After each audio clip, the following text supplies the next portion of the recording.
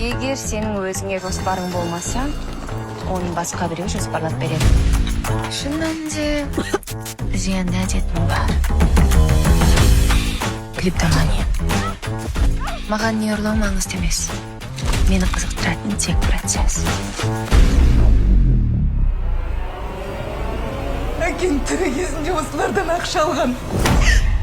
Обучите меня гипнозу. Бірінші, орын дұрыс таңдау керек. Сіздің ұлыңыз ауырып жатыр.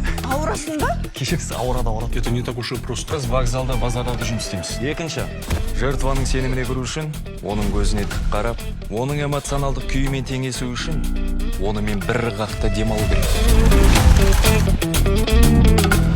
Кешіріңіз. Рахмет. Сенің артынан аңдып жүр. Жарайсың. Я готова. Четкий бір клиент бар.